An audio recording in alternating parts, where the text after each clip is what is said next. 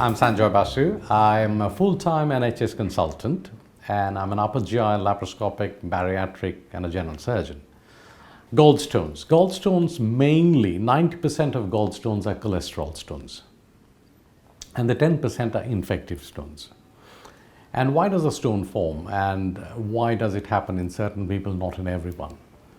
We used to say the term as fair, fatty, fertile, female, 40. That used to be the norm that you would see patients forming gallstones. But it doesn't follow that pattern. It can happen in anyone. And it's mainly when there is an imbalance between the metabolism in the bile salts and acids and the cholesterol. And when there is excess cholesterol, it forms deposits as microcrystals and that gradually unite to form gallstones. And as I said, 90% are cholesterol stones. And there are other causes of the 10%, which are the infective ones. They're a bit more complicated. And also in patients, somebody would have problems of their spleen, they break down their blood. Those are different types of pigment stones they form. But as I said, the main thing is the cholesterol.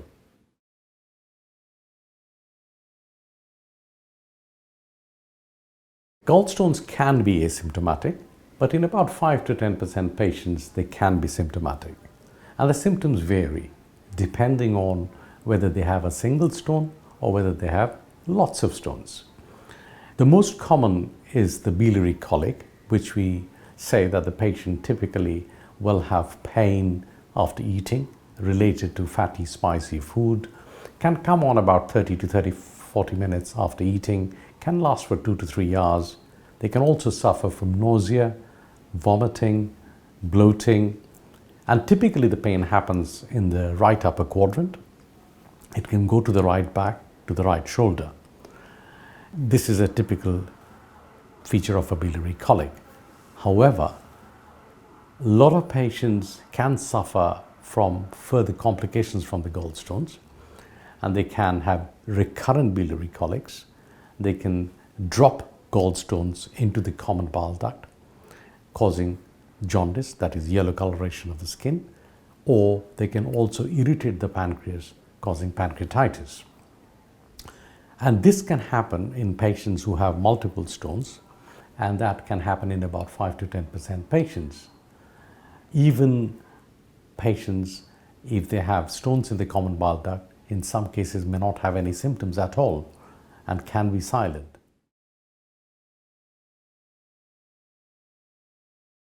There is only one treatment, but before that I would say it depends on the patient's fitness. If the patient is, we have to give the choice to the patient. Can we treat them conservatively? If they have a single stone and they are completely asymptomatic, they can live with it. However, if they are getting recurrent attacks of biliary colic, if the stone is fairly large, over 2 centimeters, and if they have multiple stones and they are fit and well, the recommendation would be its removal. There is no treatment. What I mean is, like the kidney stones, we can break them down and treat, but there is no such thing with gallstones. There are certain drugs which can dissolve the gallstones. However, it takes years to dissolve the gallstones, and if it has any calcium content, it doesn't work.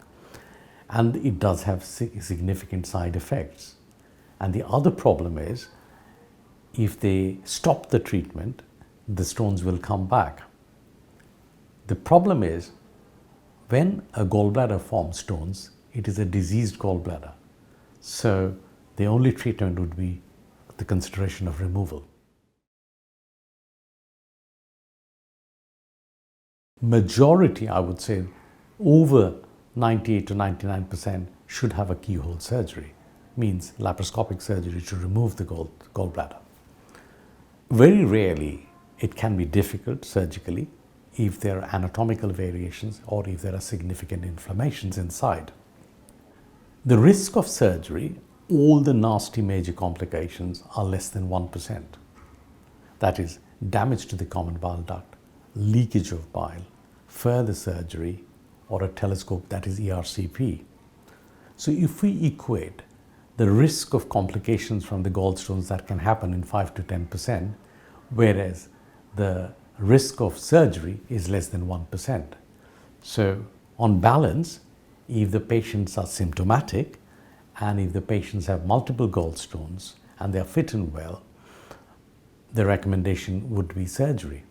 If the patient is immunocompromised, like they're diabetic, they're on steroids, and they've got other immunocompromised condition, and if they're identified to have gallstones, they should also consider surgery because the complications are higher in those cases.